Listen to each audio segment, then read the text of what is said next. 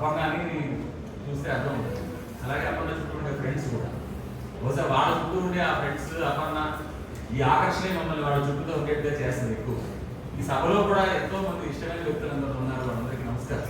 అమరేంద్ర గారు మొదలు, వసంతలక్ష్మి గారు మొదలు, ఇక అందరూ నేను చాలా పేర్లు చెప్పాలి. వాళ్ళందరికీ కూడా నాకు పేరు పేరున నేను ధన్యవాదాలు, నమస్కారాలు తెలియజేస్తున్నాను.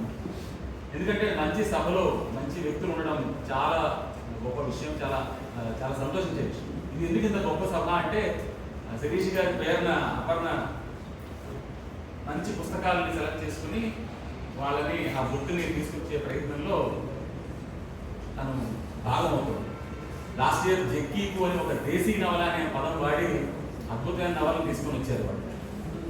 ఈ సంవత్సరం కూడా అలాగే చరణ్ కానివ్వండి, వైష్ణవి కానీ ఇద్దరు కూడా మంచి చక్కటి కవితలు రాస్తున్న కవులు. వాళ్ళ కవిత పుస్తకాలు తీసుకురావడం కూడా మనం ఈరోజు చాలా సంతోషించిన విషయం.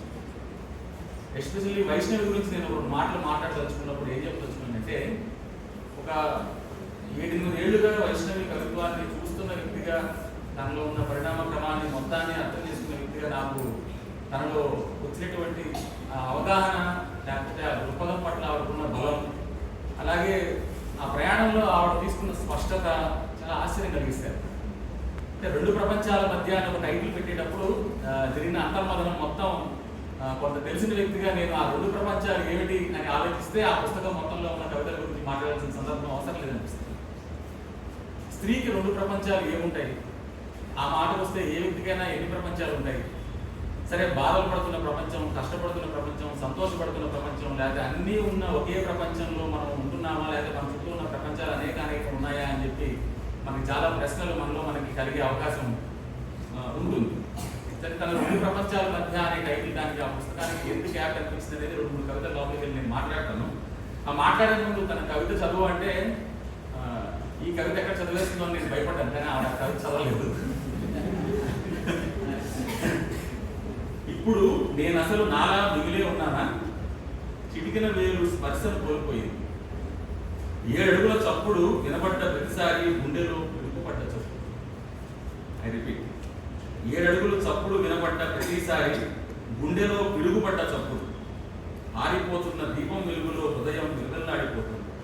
కనికరం లేని వాడివి నన్ను చూసి బిగ్గరగా నవ్వటం నీకెంత హాయినిస్తుందని, కొన ప్రాణంతోనే తన్నుకులాడుతున్నప్పుడు నీ ఛాతీ ఎంతగా సాగదీసుకుంటున్నావో ఆ గుండెలు నావేనా? మన గోగిలింతల్లో వెలిగింది ప్రేమేనా? నీవెంతటి రంగాలంకృత నాటకీయతవి. అగైన్ ఐ రిపీట్, నీవెంతటి రంగాలంకృత నాటకీయతవి. నీ మొరటుదనాన్ని కూడా ప్రేమనుకుని సిగ్గుపడేదాన్ని. నీ మొరటుదనాన్ని కూడా ప్రేమనుకుని సిగ్గుపడేదాన్ని. నెత్తురు కళ్ళజోటమే కలయికన్నావు చూడు. నే చేసింది కాపురం కాదని వెక్కి వెక్కి ఏడుస్తున్నాను ఇప్పుడు. పండిన గోరింటాకు సంతకాలు వెలిసిపోతున్నప్పుడు ఈ ముచ్చట కోసమే నా రక్తబంధాన్ని వదులుకున్నాను.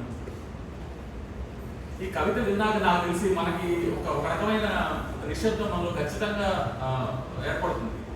ఎందుకు ఏర్పడుతుంది అంటే, ఎప్పుడో 70లోనో లేదా చివరి 70లోనో శిలాలలిత అనే ఒక పుస్తకం రేవతీదేవి తన డైరీలో రాసుకున్న కవితలన్నీ తర్వాత పుస్తకంగా తీసుకొచ్చినప్పుడు ఇవన్నీ ఆవిడ స్వగతాలు కదా, లేకపోతే ఆవిడ బాధల గురించి, సంతోషాల గురించి ఆవిడ రాసుకున్న కవితలు కదా, ఇవన్నీ కూడా ఒక పెద్ద సమూహాన్ని రిప్రజెంట్ చేసేంత కవితలు ఎందుకైనాయి అని ఒక ప్రశ్న మనకి ఉదయించింది జనరల్గా. అంటే ఏది వైయక్తికము, ఏది సామాజికము అని చెప్పి సపరేట్ చేసి చూసేటప్పుడు వాటిని 2 ప్రపంచాలుగా భావించాల్సిన అనివార్యత ఏర్పడినప్పుడు, అందున ముఖ్యంగా స్త్రీ జీవితంలో తొంగి చూసుకున్నటువంటి 2 ప్రపంచాల గురించి మాట్లాడాల్సి వచ్చినప్పుడు, స్త్రీలో ఉండే ఆ 2 ప్రపంచాలు ఏమిటి అని ఆలోచించినప్పుడు, ఒకటి తన గురించి తను ఆలోచించి తను పడుతున్న బాధలు, తన జీవితంలో ఉన్న సమస్యలు, వాటికి పరిష్కారాలు, లేకపోతే బలవంతపు సంప్రదాయాలు, వాటిని పాటించాల్సి రావడం, ఉద్యోగ బాధ్యతలు, వాటిలో తన పడుతున్న కష్టాలు, వీటన్నిటిని